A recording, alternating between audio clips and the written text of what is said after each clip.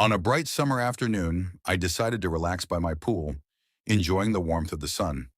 My home, a beautiful property in an upscale neighborhood, had always been my sanctuary. I had just settled into my lounge chair, wearing sunglasses and sipping on a cold drink, when I noticed a familiar presence. My neighbor, Karen. Karen had always been nosy, always watching my every move as if I didn't belong in the neighborhood. She often made passive-aggressive comments about certain people, moving in and lowering the value of the area. But today she took things to a whole new level. I could hear her voice before I saw her. "Excuse me, what do you think you're doing?" she snapped, walking toward my fence, her arms crossed tightly. I barely glanced in her direction. Relaxing by my pool, she scoffed, her face twisting in irritation. "I highly doubt that. This is a private neighborhood, and I don't recall anyone like you living here." I sighed, already knowing where this was going. "Karen, this is my house, my pool. I live here." She narrowed her eyes, clearly not convinced. "Oh, really? Then why haven't I seen you before?" I sighed, trying to keep my patience. "Maybe because I travel for work." She let out a dramatic laugh. "Yeah, sure. Look, I don't know what kind of scam you're pulling, but I'm calling the cops. You can't just break into someone's backyard and start lounging around."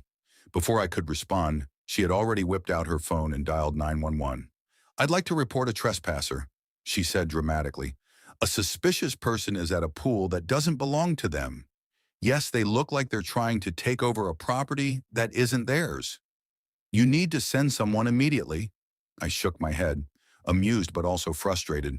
I could have easily stopped her right there, but I was curious to see how far she would take this. 15 minutes later, two police officers arrived, stepping out of their patrol car. Karen ran toward them, pointing at me.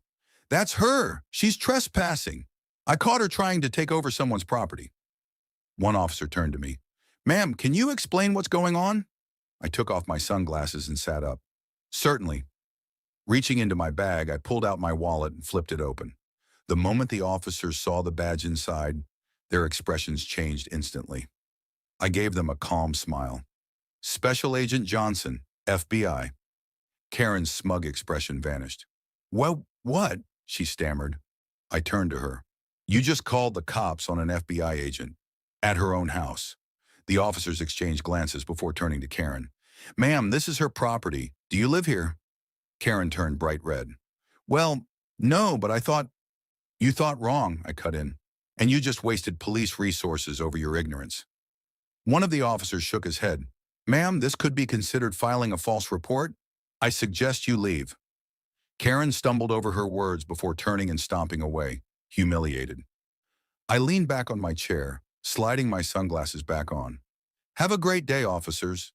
As they left, I smiled to myself. Maybe next time Karen would think twice before making assumptions.